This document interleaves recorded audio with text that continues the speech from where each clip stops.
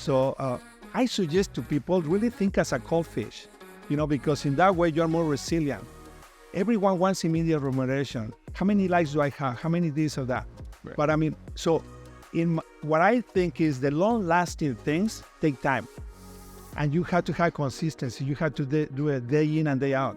And that doesn't happen that often. And most people give up before they get the results. Hey guys, welcome back to the Make More Podcast. I'm Matt Heslin. I'm your host. We got a very special guest here today with me, a friend, a businessman, and a man who immigrated from Mexico and became very successful here. He's got a lot of lessons that he can teach you if you're willing to listen. So I'm going to ask Cutberto Hernandez. Cutberto, how are you? Good. I'm doing good, Matt. Thank you for inviting me. This is exciting. I love your family. I love your whole story and especially Brit because he's my daughter's friend. I love her. Thank you. And I'm it's an honor that I'm here. Honestly, thank you. It's an honor to have you. I wanted to ask, I want to dive right in because there's a lot of content that I think our viewers can learn from you. Can you give us a little bit of your backstory about where you grew up and how you immigrated to the United States, kind of what the process looked like?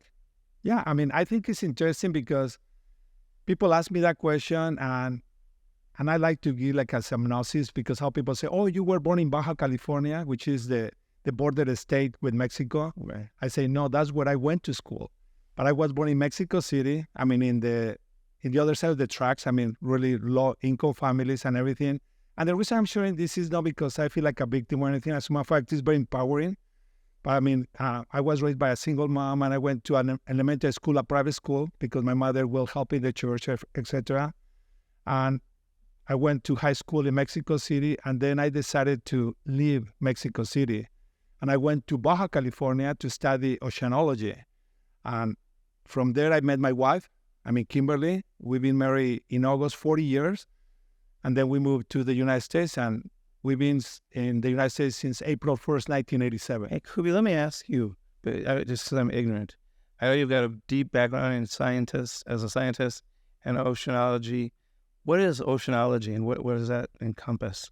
Okay, so growing up in Mexico City, my mom believed strongly in education. She said, if you want to get out of this neighborhood and this lifestyle, you had to get an education. I was told, everyone said you should do sports, but I said no. My mom said, your body eventually will break down, but one thing if you take care of is your brain, so get an education. So she always put me in the best schools and everything. So I wanted to live. And when I saw someone came to speak about different professions, and when they talk about oceanology, to me was like, what? Yeah. The ocean covers over 70% of the earth. I want to learn that. Yeah. It's like people is studying to be a veterinarian, an accountant, businessman. I say, no, I want to go for the big picture. So it took me to take 4 tests because it was very selective. As a matter of fact, the degree was created by Scripps Institution of Oceanography in La Jolla, California, which is the second most important institute in oceanography in the world. But you studied in Mexico. Yes, because the teachers created that as a way to bring brains into the United States. So that was created 50 years ago now. So they will take people from all Latin America, do testing. You had to take tests in math, chemistry, physics, geology, everything. And then they will select 150 students and you will go to a 5-year degree in oceanology. Wow. And then what kind of work do you perform as an oceanologist? There is a lot of ignorance, but there is pretty much all the transportation, all the marinas, everything that is happening really in the world happens in the ocean. Right. So an oceanologist is the one who studies. For example, like you say, right now here in the strands, here in Cabo Beach, the ocean is taking away, it's eroding, all these things, the houses are falling and everything. Well, if you don't have the proper study of the currents, waves, right, winds and everything, you cannot build marinas, you cannot build anything, hotels, etc. So everything. Were you employed as an oceanographer in Mexico? That's another interesting thing because when I was in the 3rd year of my degree, I say, how can I monetize this? Right. Remember, I wanted to make money. Yeah. but also wanted to learn and something fun. So I said, how can I monetize? So I said, I like fisheries. Well, what is the most important fishery? It's the tuna industry. $700 a ton. Each boat carries 750 tons. A trip, 3-4 trips a year. Wow, millions of dollars are out there. Everybody is canned tuna. So I want to learn everything about tuna. And my professors, they say, like, why you want to study that? Because I want to make money. And they say, like, oh, so you don't want to be a scientist? I said, the day scientists run companies, the world's going to be better. So that was my thing. So in the third year, I started like trying to learn more about it. And I met this technician from Scripps that worked for the Inter-American Tropical Tuna Commission that was managing the tuna fishery in the Pacific Ocean, but also managing the tuna fishery, but also protecting the dolphins that are associated with the tuna fishery. So I started helping him just measuring fish and everything. Guess what happened? My first break happened because the tuna embargo happened in the United States, and the whole tuna industry from San Diego moved to Ensenada, where I was. Oh, wow. So now they're looking at someone to manage that program, along with a couple of American scientists. And because of nepotism in Mexico and everything, they say, well, the only person we trust is Cutberto, even though he doesn't have his degree, and the position requires either a master's or a PhD. So I end up helping manage that program in Mexico and Latin America. Wow. Before I graduate. So what brought you to the United States? Pardon me? What brought you to the U.S.? It was a difficult decision because while I was protecting the dolphins in the tuna fishery and learning all this, I had to travel a lot. At the time, my wife was had my son, my oldest son, Cutberto III. He was like a year old, a year and a half, and he got really sick, and that's a lot of details. And when I came back, I told the people that was running the program, I said, like, I'm protecting the dolphins, and no one is protecting my family, so I promised not to ever leave my family again. So I had to quit. Interesting. When I quit, I got an offer with the Mexican government, and I don't want to go into details, but I mean, that entitled, and I will take my base plus bonuses, ? My wife said, if you take that job, that won't work in our marriage. So she held me accountable, and I said, well, that's the way things work in many ways in Mexico. So she said, let's go back to the U.S. We came to the U.S., and I had to start from scratch. Wow. So let's talk about that. So you come to the United States, you're a scientist by trade, oceanography is your passion. When did you make the transition into the mortgage industry? I mean, how does that happen? Became a scientist to become a mortgage banker. How did you make that transition? Why and how? Well, so you moved to Mexico April 1st, your wife is pregnant, has a baby, and I say, what should I do? I mean, I had to make money. Yeah, of course. So there are two things that I know how to do. I know how to be a bartender because I had that job in Ensenada part-time, and I know how to scuba dive. So I said, I'm going to take a job as a bartender. So I went to apply to different restaurants, and they denied me because I didn't even know what a Social Security card was. So they said, you have Social Security number? What is that? So I'm like, okay. So they took me down. El Torito in that point, I mean, like, they took me down, and it's like, it's one of the stories I love to say, you know. But I saw this guy, really good-looking guy, who was taking off his scuba gear. I wasn't there. No, I think that was, you know. But anyway, so I talked to him. I said, like, what do you do for a living? And he said, like, well, I clean boats in the harbor. And I went like, well, I can do that. And literally, this is April 2nd, one day after I moved from Mexico. And he said, can you, what you would you like to do? I said, absolutely. He was, you know how to scuba dive? I said, not only I know how to scuba dive, I'm a certified instructor, and I have my certification. He said, okay, so come back tomorrow, and I give you the job. So minor detail, I left my gear in Mexico, so I had to drive back, get my gear, come back, and I started working like April 3rd, 1987 in the harbor cleaning boats. Wow. Humble beginnings. Yep, but you say how mortgage industry.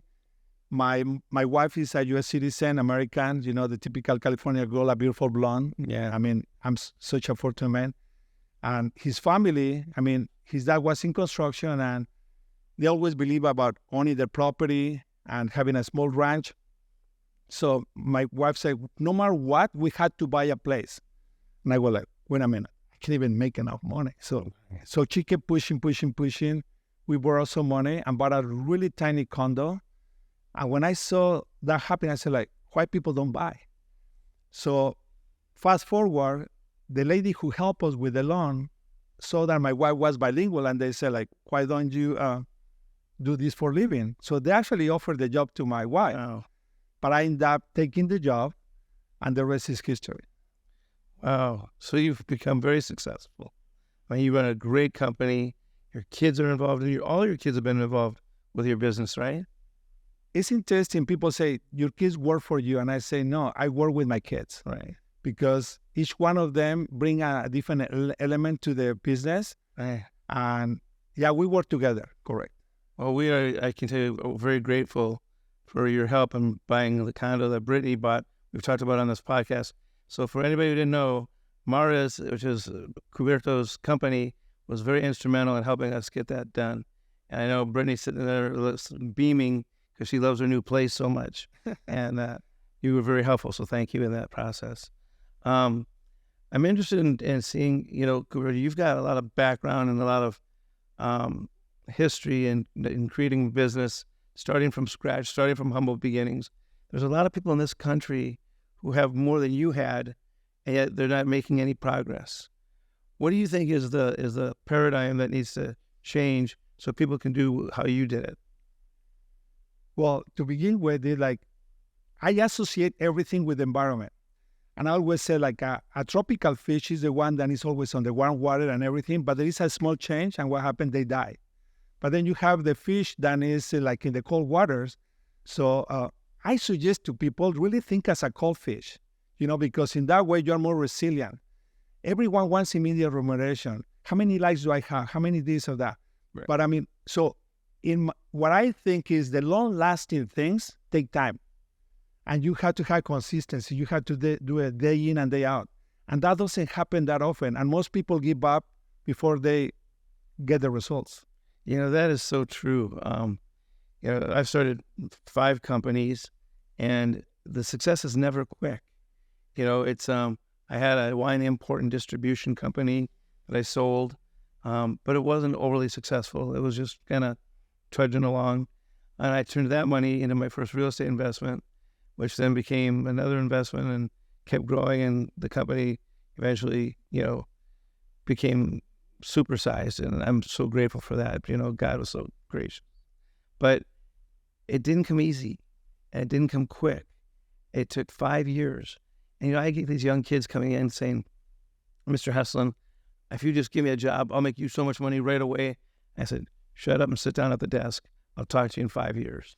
Because it takes about 5 years to really gather your bearings and understand the process and build those relationships that are critical to success, right? Well, right now you touched so many points. I know the previous podcast I have learned so much from you, Matt. I know things. And that's another thing is like when I say we are all critical of human beings, and I always tell the young people, take the best out of the people and what works for you. Right. The only person that is perfect is Jesus. But besides that, everybody's going to let you down over time, any human being.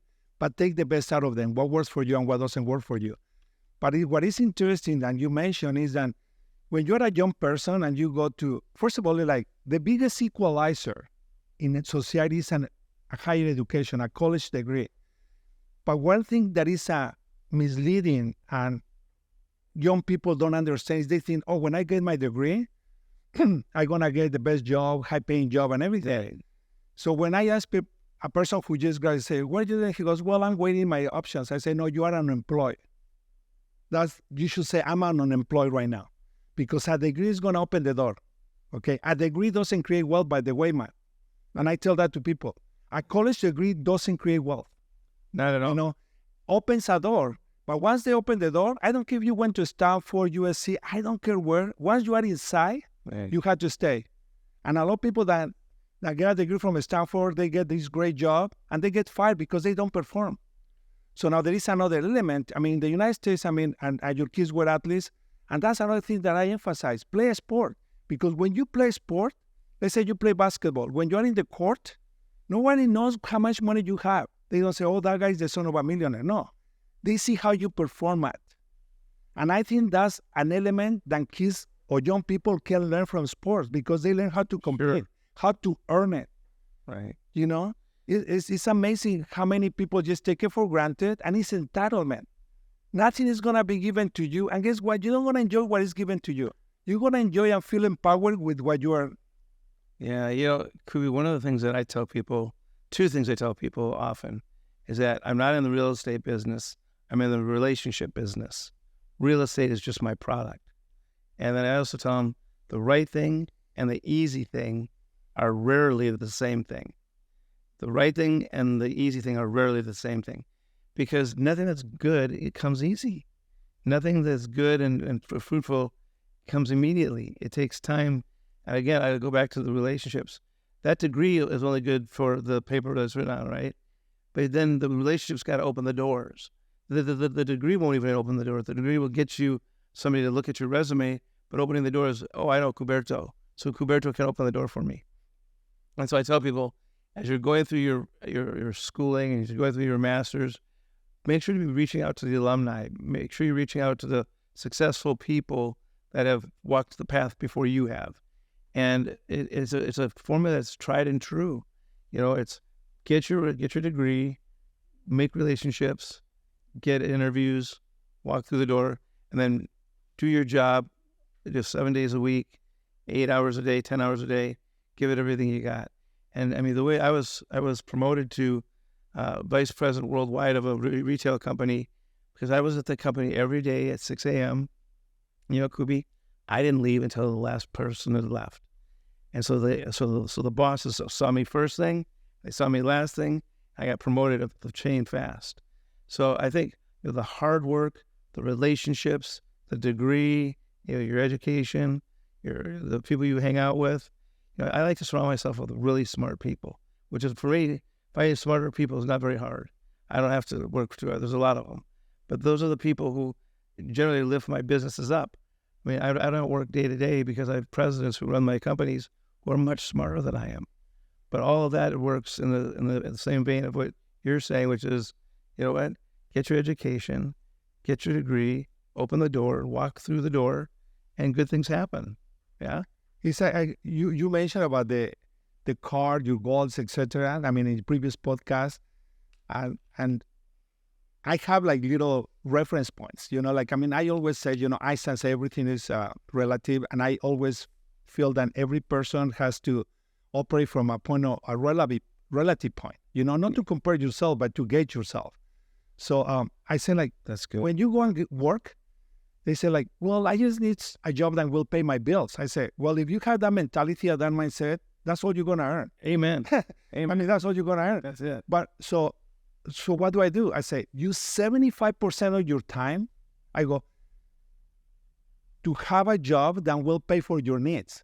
Now, the other 25%, you can explore options. I have this idea, I want to implement this business and develop it. I go, the people that use 100% of the time just to make a living or just to work, they're never going to advance. The people that dream 75% and work 25%, they're going to be broke or in debt. So there is a balance that you have in your life. Furthermore, that idea that you keep developing, never quit, but keep developing. And then put yourself at risk. Take the leap of faith, like you did it, And that's the other thing. When you go to take a job, they say, what should I do? I'm learning everything. No. When you go to a company, you're gonna learn a portion of what the company does. I mean, it's amazing. And corporate America sometimes is structured that way. I mean, where you have 100% of the business and you are just continue going narrowing to 1%. That's what you learn. I say, learn how they make their money and position yourself where you can make a percentage. I don't care if it's 0.001%. I go, take a job as a waiter. You are making a percentage of what they are bringing. Be a bartender, because now it's performance, how you talk to the customer. And that's where you start learning how to really progress. Hey, Kubi, do you get requests from young kids coming out of college for advice? I get probably 3 or 4 calls a week.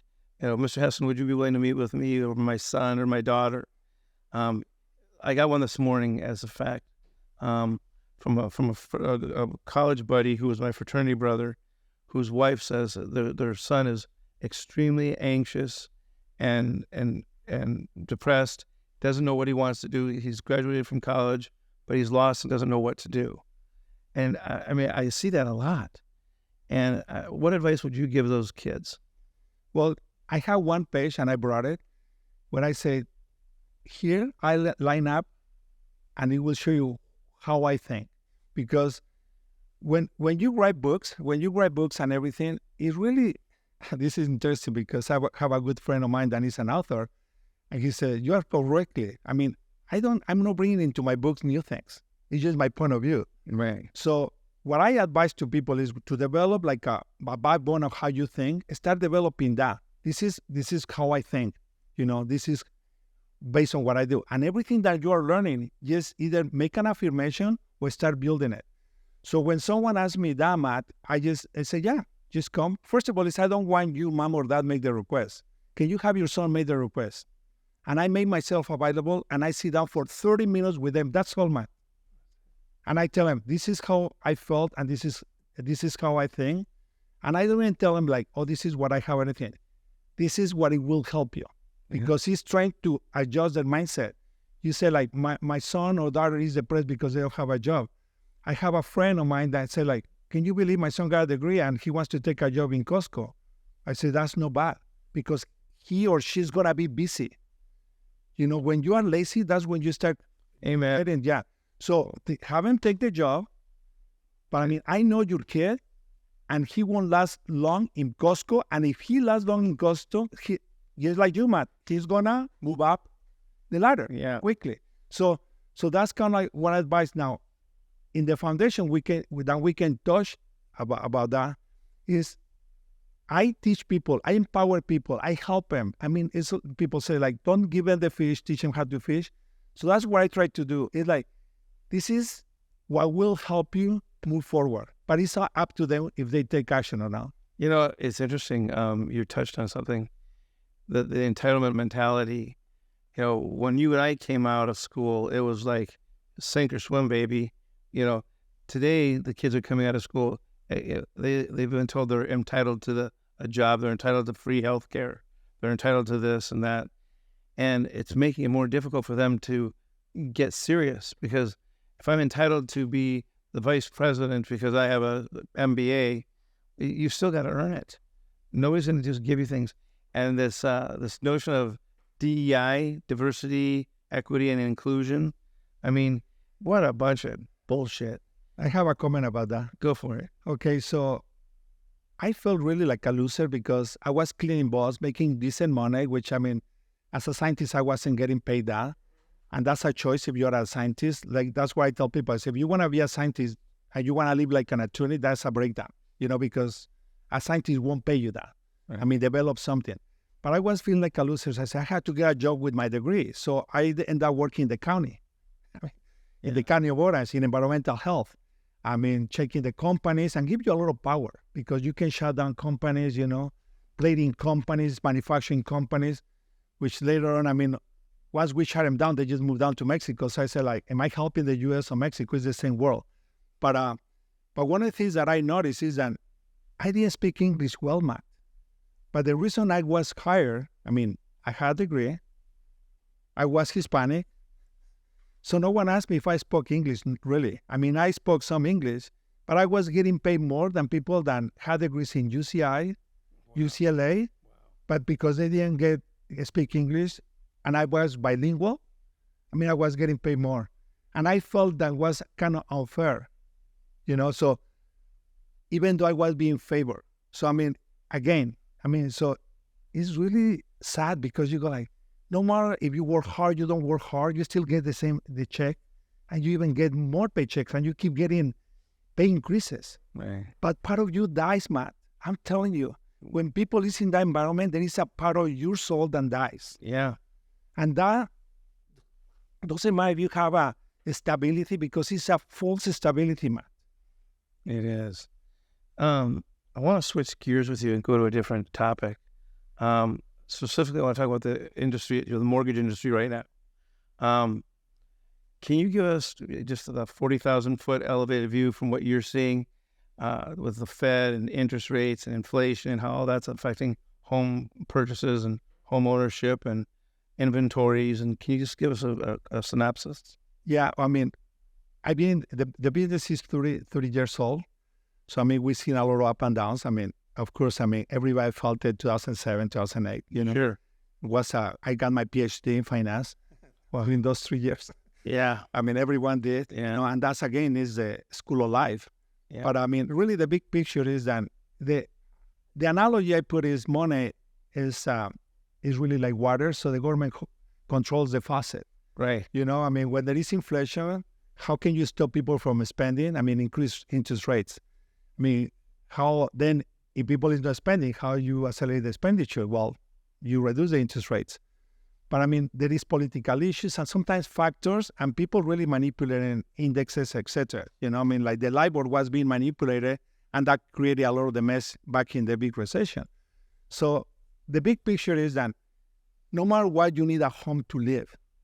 Okay, so when people say like, it is a good time to buy a house, I say, it's a good time to buy a house when you're ready to buy a house, because you're going to need a house. Yeah, but the interest rates are really high and the prices are really high. How about you rent? Your rent is really high. Yeah. And they're going to keep increasing. But there is one more factor, Matt, is the price of ownership. If you're renting, you're not going to clean the carpet, you're going to paint nothing. So you start lowering your living standard. So the big picture, and we can go into details and everything, but really what I want the people to know is that own a home, own a piece of the United States. And I deal with a lot of Hispanic families, and I say, you have a house in Mexico, I understand, it's good, it's safety, but really your children were born here, your grandkids are here. Set up your roots here, get rooted. And the first thing to root is your house. So when you were talking about, I'm not in the real estate business, the same thing. I help people create wealth with real estate. I don't sell mortgages. Yeah. I create that possibility. Yeah. So when people come to me, I say, you want to leverage your money? Buy a house. Now, you have to come up with a down payment and everything. So I encourage people to have that discipline to do that. But the big picture is that if the rates right now, they're high, the federal government say that they're going to start lowering them. They didn't lower them because it's still the indexes and everything showing that there is still inflation, even though, again, it's just a number, and numbers can be manipulated. And they are. So the bottom line right now is that it's still, the inflation is still there, people is still spending, but people is running out of money, Matt. People is maxing up their line of credits, which was a big thing. Last year and this year, people were getting home equity line of credits. They're using their equity because most of the people in California have equity in their homes. Yeah. People say it's going to be a big mortgage meltdown. Well, not necessarily, not right now, because most people have equity. Yeah. So, yeah. But they are maxing out their line of credits. Why? Why they're taking a line of credit? Because their first mortgage is maybe 2 or 3% interest rate. They don't want to let go on that. But guess what? Once the percentage of their home equity line of credit is starting to wait on it, they're going to refinance the whole loan. So there is a lot of things. The mortgage industry is the first one who suffered when there is a recession. But it's the first. As one of people say, like, why are you not doing well? This was like 12 months ago. Oh, because interest rates are increasing. Oh, I still have contracts and all this. But right now, plumbers, painters, people that rely on small contracts, people is canceling because they are running out of money. So the rate is going to start dropping eventually in the near future. And then all of a sudden, people is going to start like saying, okay, now I want to buy my house. But guess what? The price is going to start increasing slightly more. I mean, so that's kind of like the way I explain it to people. You know, the way I was looking at it was, with the inflation, oil is now above $85 a barrel, which is a big indicator for inflation. Everything is going up in price. And to your point, housing prices are going to continue to go up. I mean, especially in California, where there's just such high demand. There's a high demand, low supply market. And what's interesting is that people like you and me, my mortgage is at 3%. I'm not going to go sell my house and go buy a 6% house. So I think there's still lower levels of inventory because a lot of people aren't selling because they have lower mortgages than they get today. And it was even with, we were talking about Brit's condo. It was like, God, do I really want to spend that kind of money? And I thought, you know what? That Dana Point Harbor is going to be completely renovated, and all those houses are going to be worth a lot more than they're worth today. So we took the pain, we bought the property, and it makes me think that I keep telling people on the podcast, get into real estate, find a way in to buy a house. And I think that's what you're talking about. Well, that's leverage. How can you leverage money? Yeah. I mean, like if with $1, I mean, you have access to $10 or $7, and your dollar keeps losing value. I mean, let's say I keep really simple rule of thumb examples. I say, okay, you have $1,000 in the bank. I mean, next year you're gonna be able to buy what $975 will buy. Mm-hmm. But if you put those $1,000 in a property, I mean, then it's $10,000. Now you have the other $9,000 that are not helping you overcome the inflation. So you are protecting your money. And there are tax benefits. There is a lot of things. That's why it's so important to educate people. I mean, as a scientist, people say like, oh, so you have a business degree. I say, no, I'm going to teach you. I'm going to give you an education. There is really another thing that is really an eye-opener. I mean, in the United States, there is no financial literacy, Matt. There is no really, I mean, how many people graduating from college, how if they got a business degree, they don't even know how to really manage their bank account, checking, paying debt, paying bills. They don't even, you say like, oh, you don't have credit? No, I use my parents' credit cards. When my kids were in freshmen in college, I say, you open 3 credit cards. I was positioning them so when they graduate from college, it was up to them to buy a house. I put them in the payroll. I put different things so they can have a basic, simple income. And then as soon as you get your degree, now you have the solid income and you qualify. Quick, get on it. Well, I'm going to buy it when I get married. No, get on the bus right away, on the bus of real estate. And I think that's what you're really talking about is, get involved as soon as possible. Don't delay. Don't make excuses. Find a way to get in. And in everything you do in life, when people say, I'm thinking about it, do it. No, what if I fail? Fail, you learn. Then you learn. You mentioned that in the past. The other thing that is interesting is, what is the biggest miscap? Now let's talk about, because I deal with Hispanic families. I deal with pretty much, I mean, the whole gap, because my 3 kids went to private elementary school, private high school, private university, which really, to me, is the ultimate accomplishment that my wife and I, we accomplished that. Amen. All 3 play Division I sports. I love it. Right. I mean, it's just, and I'm going to brag. Yeah, I'm going to brag about it. Yeah. But anyway, so one of the things I tell people, I say, they graduate, they say, well, I want to buy on this place. I say, you don't have to live on the place. Just buy something and rent it. So you can sell in the future and buy something where you want to live. Right. And it's so important because we all have these like, oh, I want this house. Just buy something. Yeah, my theory. I mean, I've been buying commercial real estate for 25 years. And I think we've done over 2 million square feet of retail, 10,000 apartment units, 3 hotels.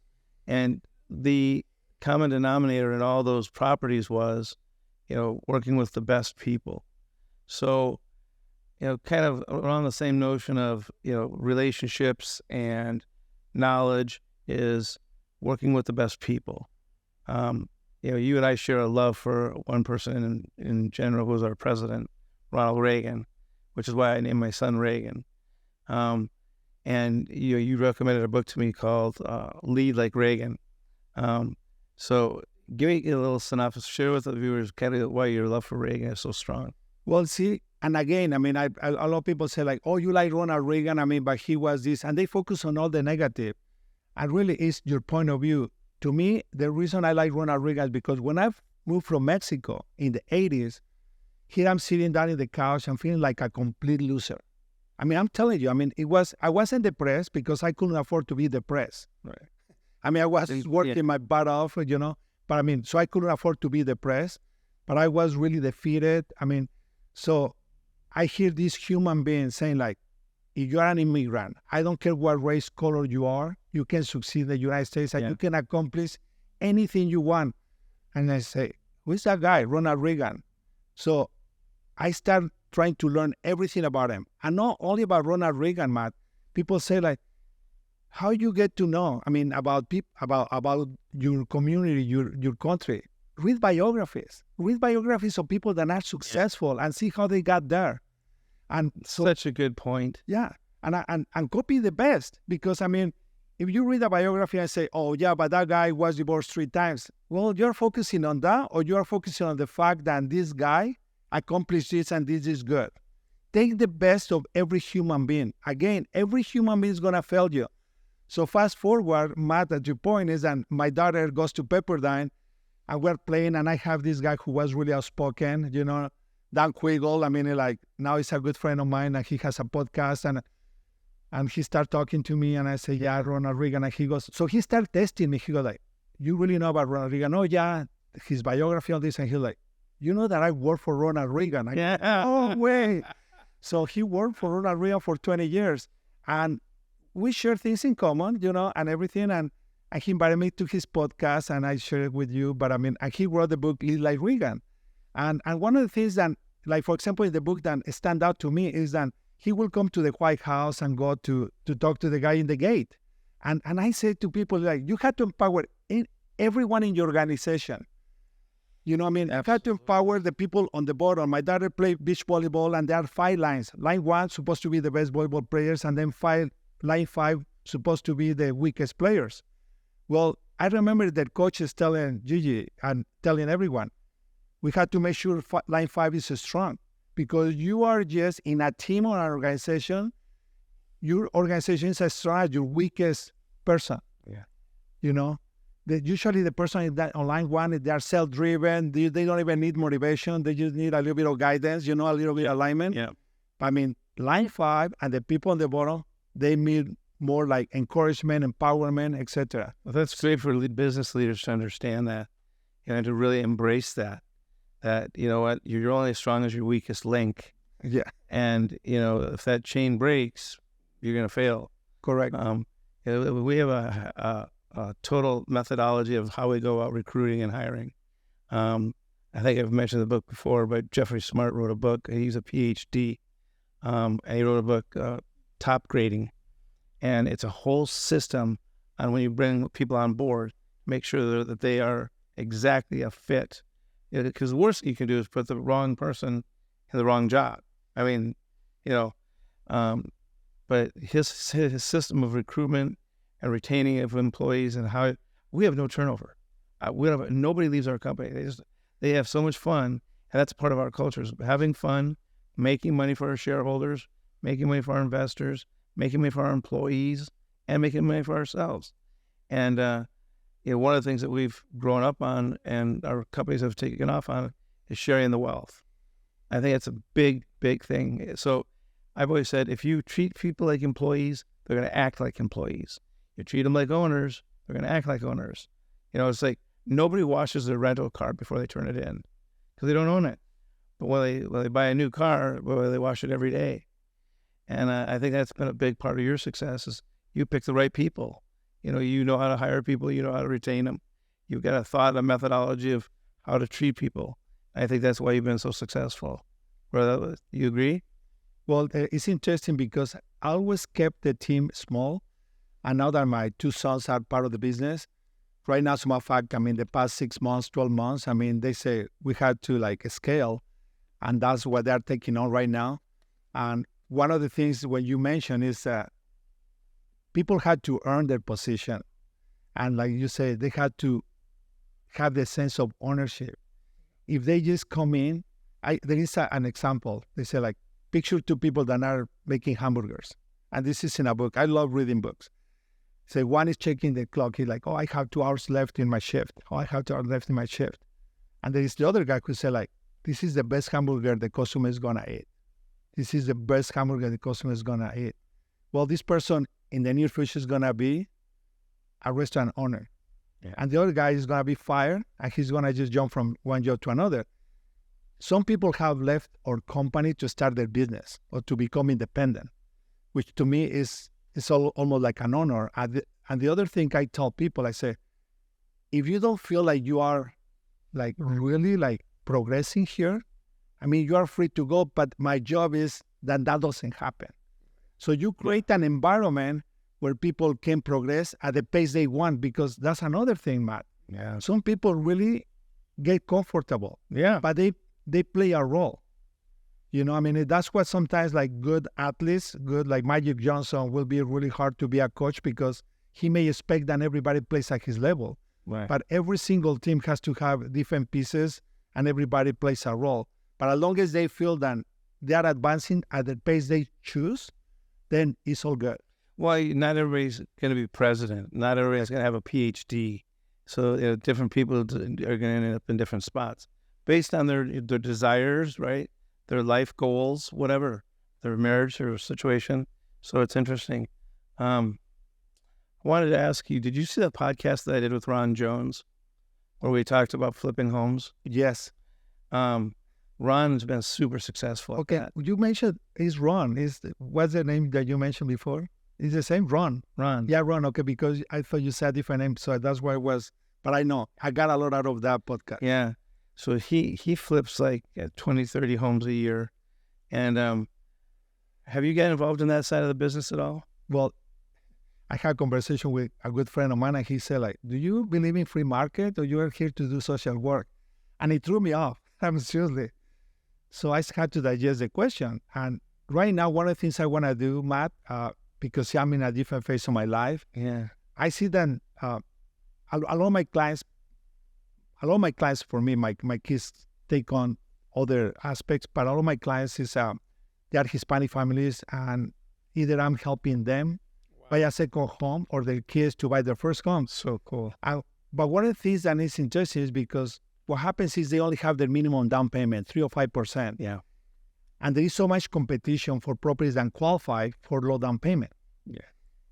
So what happens is investors can buy cash, which I represent investors. They can come in and buy cash, a property that needs to be rehabbed. And those are opportunities that only the people who have the capital can get. Yeah.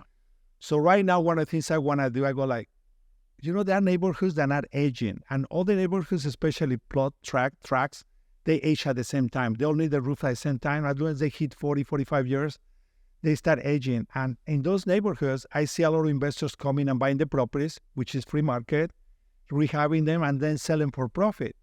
So right now, what I'm looking into, and I'm going to start doing that myself with a couple other people, is buying places and making a small margin of profit, but selling it to this family that can only afford to 5% down. Yeah, that's great. So that's one thing that I'm right now into it. And yeah, of course, I mean, flipping homes, I don't do as much right now. And everybody got into the run after when I lost a lot of money back in the mortgage meltdown, I go, how did I lose the money? Well, properties lost like 40, 50% value. So how do I make money? Well, buying those properties. So I got investors and I was making 25 cents on the dollar. Right. And so we flipped probably like 120 properties. Wow. Yeah.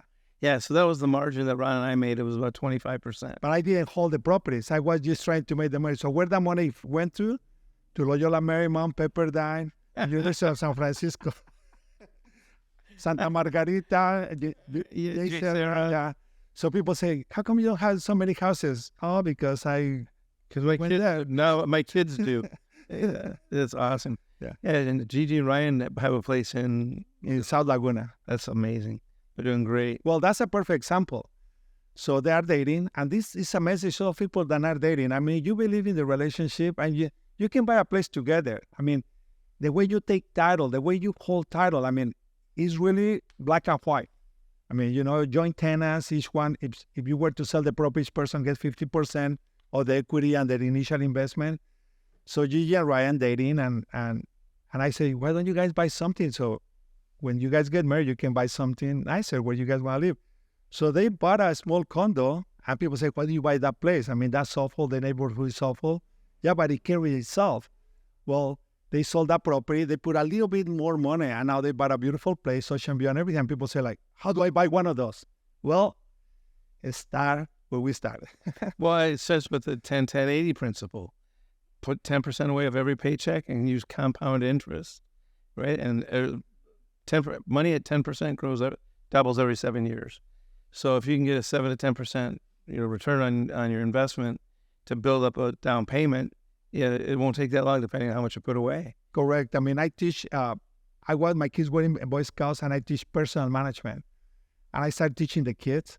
And then all of a sudden the parents start showing up because they like what I was teaching. But I will say, okay, what is that you want? And they say, I want a bike. How much is the bike worth? $500. So we made a list of things that they need to do to raise the $500. And I say, I can read your future. If you come a week later and I see what you have done and you haven't done anything, you're never going to buy the bike. But if you keep attacking every single aspect that you can do to raise the $500, you will buy your bike in 2 or 3 months. Yeah. So it's, again, taking action, being disciplined. I mean, I have another rule. I mean, percentages, when we have the rules, you say 10%, this doesn't really matter. Oh, this person says 10, this person says that. I say, doesn't really matter, but take your own. Get with your 15%, get your 18%. Build your own reference point. I say, 25% of your money, you should spend it on something that you can resell. And I say that to Hispanic families. Go buy toys, resell them. Buy clothes, resell them. I mean, buy oranges and resell them for profit. Build that capital. This is a capitalist country. You don't have capital, and unfortunately, it's going to be harder for you to progress. It's interesting. That's right. I think the one thing that that we haven't touched on that I would like to ask you, might be a little bit sensitive, but we got a lot of massive immigration coming through the border. We have a very porous border. How is that affecting home ownership? How is that affecting? These people don't have money to buy houses right now. But one of the things I tell people is, you know what? The secret for the United States is the immigration, because as you look at Japan as a very aged out population, so their GDP keeps dropping. The U.S. has got an aging population, and the immigration, while I don't condone illegal immigration, those people are going to be our next generation of workers. And they're going to be homeowners, and they're going to want to own a piece of the American dream. Some of those are your clients, I suspect, right? Well, there are different groups of people, okay? And I mean, it doesn't have to be, it's Mexican, it's anyone who comes from another country is an immigrant. Right. Sometimes say Mexicans, this or that. No, you are labeled, it's an immigrant. So there is a lot of people that live in the United States where they are not legally in the United States. Right. But they have children that were born here. Right. And the interesting thing is, if they work for a company, they can go to a bookkeeper or a CPA and they get their IT number. Yeah. It's a tax identification number, and they can file their taxes. And in the past, it was kind of like a double-edged sword, because that's a way to identify where people that were illegally living. Right. So I was like, oh, that doesn't work. They are paying taxes. So to me, it's like, if they are contributing tax-wise, I mean, they are earning a right. Yeah. So in the past, with immigration reform, people had to show that they've been contributing, they've been working, and then they got their temporary resident. Now you can get financing with that IT number. You had to put 20-25% down. A lot of the people, Hispanic people, are really industrious. I mean, and they have large amount of money. Yeah. So my thing to me is that doesn't really matter. If you have the capital invested here, that will, when an immigration reforms happen, you're going to be better positioned. Amen. To do it. And we are convincing a lot of people that have just a tax identification number to buy their home. I mean, and so to me, that's an accomplishment, and I feel that that's the way I'm helping my country. That's great, because the truth of the matter is, they are the next generation of buyers, and they're the next generation of workers. And I think our educational system needs to really reach out to those people and help them get that degree like we were talking about. Get an education, teach them finance, teach them how to buy and sell. That one of the problems with Kubi is like these kids come out of, I won't use any school names. So these kids come out and they want to interview with me, and they say they have a finance degree or they have a accounting degree, and you know what? They can't even balance a checkbook. They don't know how to pay bills. I mean, our business schools aren't teaching practical life skills. Answer the phones, use a fax machine. Good. I mean, just email something, receive something. I mean, it's just like package it. I mean, it's just, there is so many basic skills, office skills that people had to learn. And again, I mean, that can be done through internships during college, etc. But I honestly you had to be curious. You had to knock on doors. You had to be just persevere. I mean, just be resilient. Just go after whatever you want. I mean, when you talk about Matt, I mean, seriously, no one ever turned me down. Well, I was turned down in jobs because I didn't have a Social Security card. No, I have my legal residence, but I didn't have my Social Security card, which was just a form that I need to complete. Right. But honestly, I mean, people have always wanted to help me, but people want to help me. Yeah. It's that really good feeling. It's nice. But because I ask, I mean, and they know that whatever they give me, I'm going to do something with it. Well, you're paying it forward. You're helping a lot of people and paying it backward too. Helping people because people helped you and helping people so they'll go help other people. It's because it's got an exponential benefit. So it's very interesting. I think I've covered all the questions I wanted to ask you. Anything you want to talk about? Oh my God! There are multiple things because it says that you can ask questions to your dad. Anything you... So few things. How is Matt Heslin wants to be remembered when you are gone from this world? I want to be remembered as a generous, loving, kind father, friend, and patriot. I want to be remembered as somebody who gave his life away for other people. That's what I want to be remembered by. That's pretty awesome. Okay, so I always talk to people about you need to have a relationship with money. And people say, what? Yeah, just like the way you have a relationship with a human being. Nurture it, take care of it and everything. Because sometimes people say oh, don't give me all the money because I'm going to spend it. I go, money is going to run away from you. Nurture it, Yeah. What would you do if you had $100 million? The same thing I do now, except 100 times more. But I mean, so how would you describe your relationship with money? You know what? Money for me is a tool. My relationship is, I don't love money. I don't covet people who have more money than I do. I don't pity those who have less. It's just a tool. And for me, it's a tool to help other people. I mean, I can't eat anymore. I'm 5 feet 5 inches tall. I can't eat anymore, drink anymore. I don't need any more houses. I don't buy toys with. What we do is go to help people through our foundation, like your foundation, like the Mars Foundation, Heslin Family Foundation goes out, helps build villages around the world, and helps people with Parkinson's and does a whole bunch of great things. And so I spent the first half of my life building my net worth. Now I'm spending it at helping other people.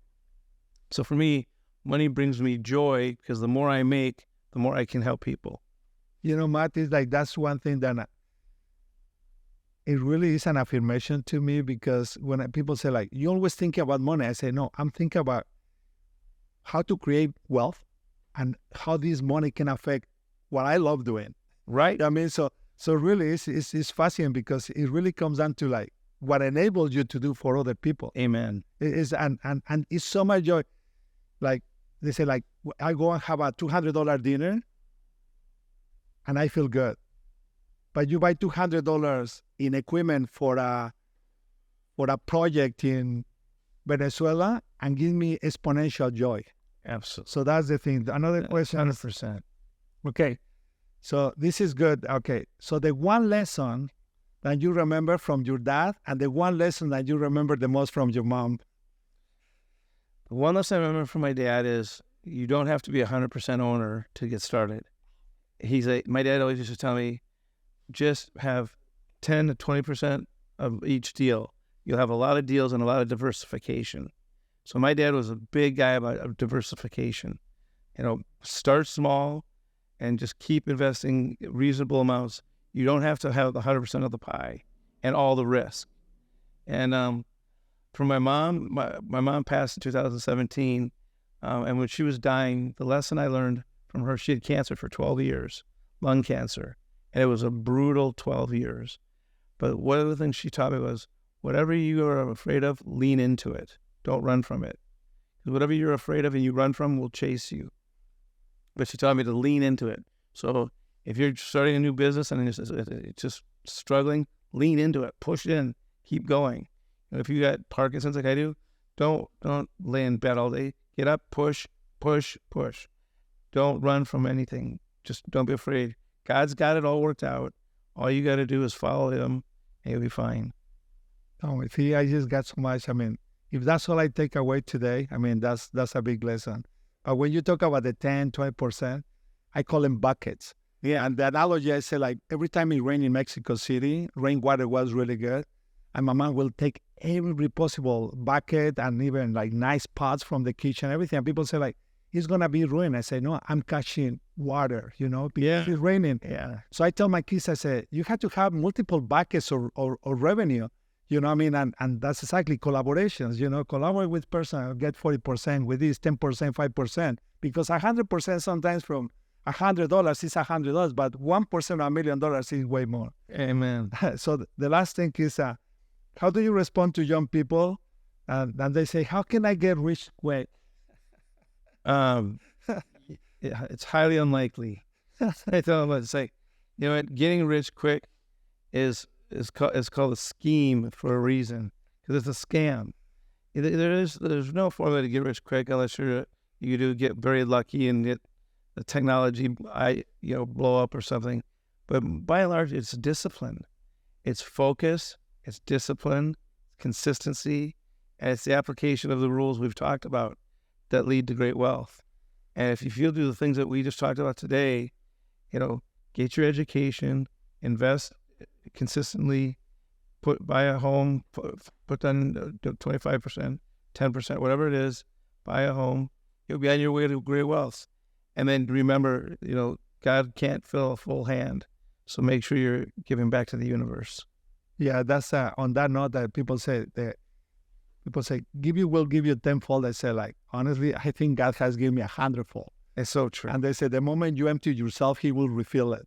So it's almost can be like an alternative motive. Then the more I continue like giving, more is gonna come my way. So I like that. That. You cannot outgive God. Yeah, you mentioned that multiple times, and you can't. He won't let you. I've tried.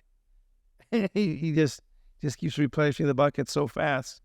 So people ask, how did you get rich? I gave my money away. And God just replenished it tenfold, 100-fold. Beautiful. This is fun. This is really fun. Thank you, Matt. Thank you for coming on, Kubi. It's great to see you. You look great. Thank you. And you're going to go out on the boat today? I know you... We're going to go on I had to do a little bit of work. Well, not a little bit, but I had to do some work. And then we're going to go to a boat show in Newport Beach, spend the night on the boat, and tomorrow we want to go out and chase the dolphins. Oh, that's so fun. So, okay, 2 questions I ask everybody at the end of the podcast. And I think I know your answer, but because I think it tells you a little bit about something. Tell us what your favorite beer is. My favorite beer? Okay, I just stopped drinking beer. Now I have this, it's called cat water, and it's Paloma. And it's really good because it's tequila with like a grape juice. Oh, wow. And it doesn't fill you that much, but it's good. But beer, when I love traveling. So if I have a Heineken, I remember when I was in Holland. Yeah, I mean, if I have a German beer, so you Corona in Mexico. So, well, usually my go-to beer when I go to a restaurant is a Mexican beer and a shot of tequila. Okay. And it's a Corona beer. Yeah, that's good. And the final question. So this is called the Make More Podcast, right?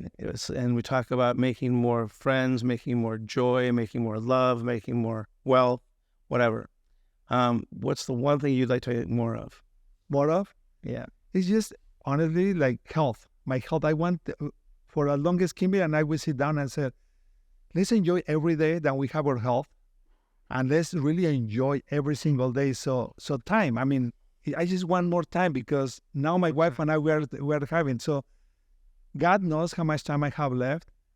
God, just give me time, and I think He's going to take me away when my work is done on earth.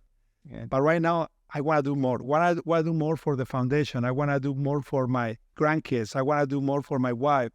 I mean, it's just, I want to do more for my communities. Well, you do a lot already. I mean, do more. I don't know how much more of you there is to give.